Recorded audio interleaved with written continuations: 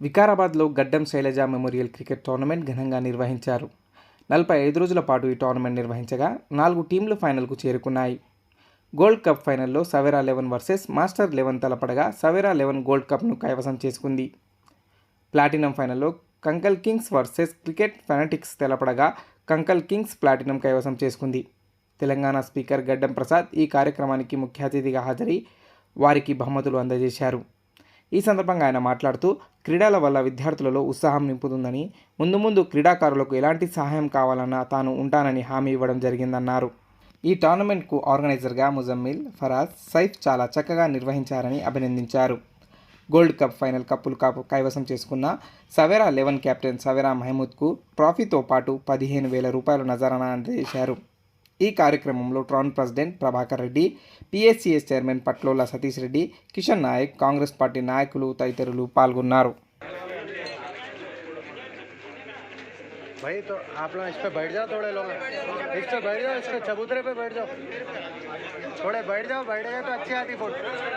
इस पे चबूतरे पे बैठ जाओ नीचे, हाँ ऐसा बैठ जाओ जी, बैठ जाओ, पैरां छोड़ के बैठो, तीनों चारों बैठो, पैरां छोड़ के बैठो।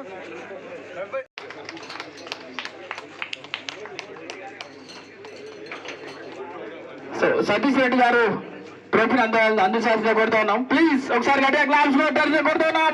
Huge round of applause.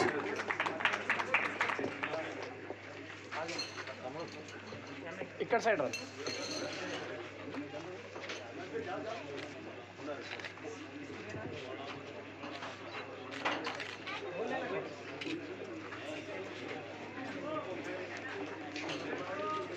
ఈ యొక్క టోర్నమెంట్ లో భాగంగా రెడ్డి గారు, లక్ష్మణ్ గారు, రంగరాజు గారు, సంతోష్ గారు, మల్లేశం గారు, పాపిరెడ్డి గారు, మన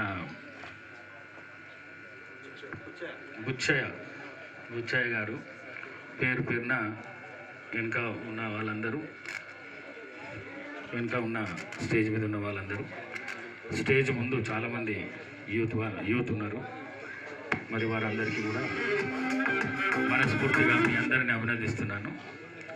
క్రికెట్ అంటే పాత రోజులల్లో స్లేవ్స్ గేమ్ అని అంటుండ్రు.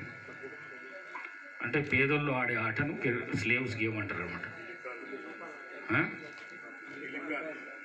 కాదు క్రికెట్నే ఈ ఇంగ్లాండ్ వాళ్ళు, వేరే దేశాల వాళ్ళు, అమెరికా కానీ రష్యా కానీ అట్లాంటి దేశాలు ఈ క్రికెట్ మీరు చూడండి, ఈ కింది స్థాయి కంట్రీసే ఆడతాయి. పాకిస్తాన్ కానీ, ఇండియా కానీ, బంగ్లాదేశ్ కానీ, మరి ఇట్లాంటి దేశాలు ఆడుతున్నప్పుడు స్లేవ్స్ గేమ్ అంటున్నారు. మరి అట్లాంటి స్లేవ్స్ గేమ్ ఇవాళ ప్రపంచ ప్రఖ్యాతిగాంచిన క్రికెట్గా మారిపోయింది. మరి ఇవాళ క్రికెట్ చాలా కాస్ట్లీ గేమ్ అయిపోయింది. క్రికెట్ను ప్రపంచం మొత్తం చూసి ఆనందించే రోజులు ఇవాళ వచ్చినాయి. మరి అట్లాంటి క్రికెట్ను 18 రోజులుగా ఆడుకుంటూ మరి వారు